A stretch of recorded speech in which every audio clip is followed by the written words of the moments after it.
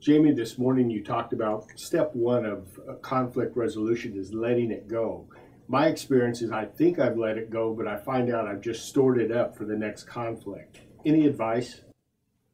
Yeah, I mean, we talked about the fact that, the point was if you can let it go, and the fact that there are many times where we can just let something go, and I call it upstreaming. You deal with the conflict upstream way before it even gets downstream. And yet the reality is that there are times where we've convinced ourselves that we've let it go, but then we get into the next relational issue with the person, and we realize it's still there, rearing its ugly head.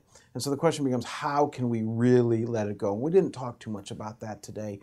Let me just give you one thing from the scriptures that might help, and that's that, interestingly, Jesus tells us to forgive, and he tells us to forgive while and when we were praying. I did point that out in the scriptures today.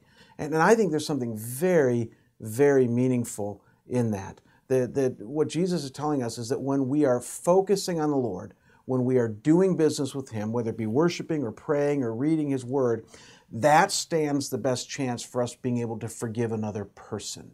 We tend to think it's the opposite. We think that if we read the latest self-help book, or if we just dig really deep, or what have you, then we can forgive.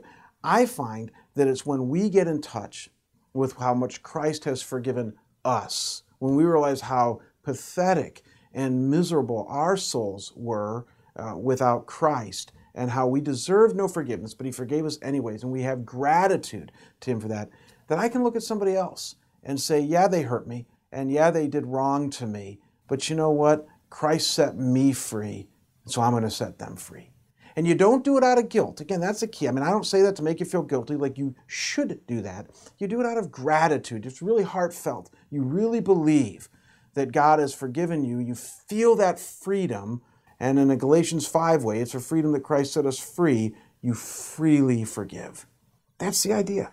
And so I guess my encouragement to you is that if you're having trouble, let it go. Spend time with God. Spend time realizing what he has said about you and how much he's forgiven you. And as that settles into your soul, see if that doesn't help you let it go with another person. Thank you, Jamie.